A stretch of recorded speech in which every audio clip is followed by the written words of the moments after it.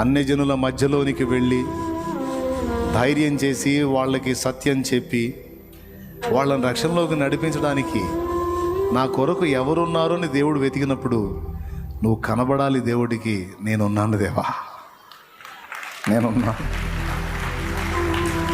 మారుమూల గ్రామాల్లోకి, మారుమూల ప్రాంతాల్లోకి వెళ్ళి నా నామాన్ని మహిమపరచడానికి, మాదిరి కలిగిన జీవితం జీవించి ప్రచురపరచడానికి నా కొరకు ఎవరున్నారని దేవుడు వెతికితే నేనున్నాను దేవా, నేనున్నాను. ఎవరికోళ్ళకు మంచి తీర్మానం చేయండి ఈరోజు. ఎస్ లార్డ్, నేనున్నాను, నీకోసమే ఉన్నాను దేవా. ఇంతవరకు నా సమస్యలు, నా బాధలని నేను నా కోసం ఆలోచించాను. నో, ఇంకది కాదు. అవన్నీ నువ్వే చూసుకుంటావు, నాకు నువ్వు ఉన్నావుగా వాటి కోసం.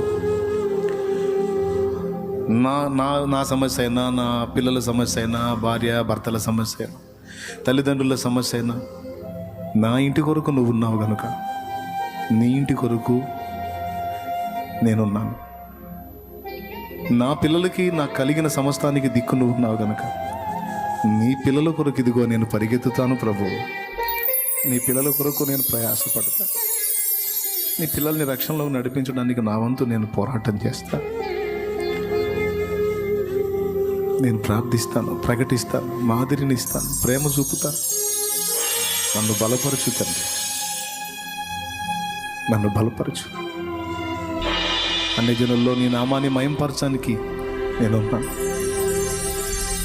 అందరం ప్రార్థన చేద్దాం. పరిశుద్ధ తండ్రి, సత్యం కొరకు, సువార్త కొరకు, ప్రార్థన కొరకు, సంఘాల నిర్మాణం కొరకు, పరిచర్య విస్తరణ కొరకు, ఆత్మల రక్షణ కొరకు ఇదిగో మేమున్నాం దేవా.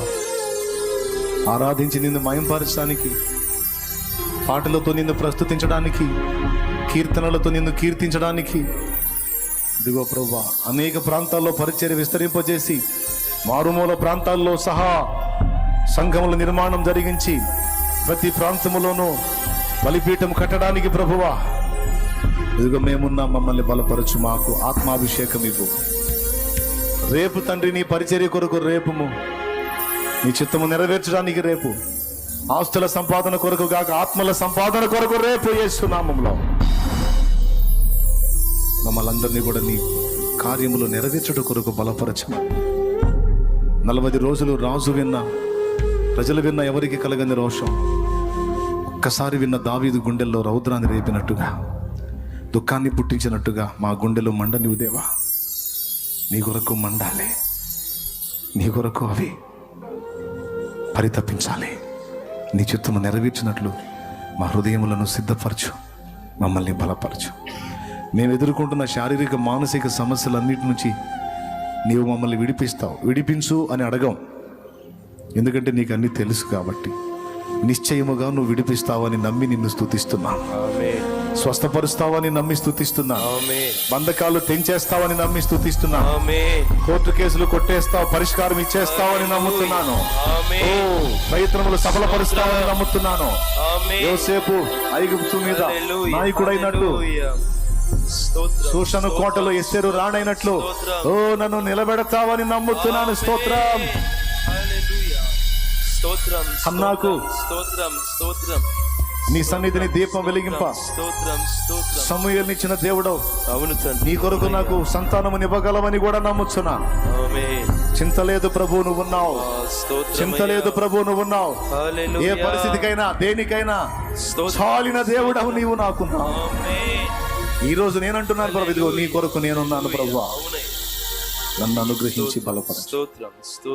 యేసు నామమున పొంది ఉన్నాము తండ్రి. ఆమేన్. పరలోకమందున్న మా తండ్రి, నీ నామం పరిశుద్ధపరచబడునుగాక, నీ రాజ్యం మాకు వచ్చునుగాక, నీ చిత్తం పరలోకమందు నెరవేరుచున్న ప్రకారం భూమి అందులో నెరవేరునుగాక. నేడు మాకు కావలసిన అనుదిన ఆహారం దయచేయం. మా పట్ల అపరాధము చేసిన వారిని మేము క్షమించిన ప్రకారం మీరు మా అపరాధాలు క్షమించండి. మమ్మల్ని శోధనలోకి తేక దుష్టు నుంచి కీడు నుంచి తప్పించండి.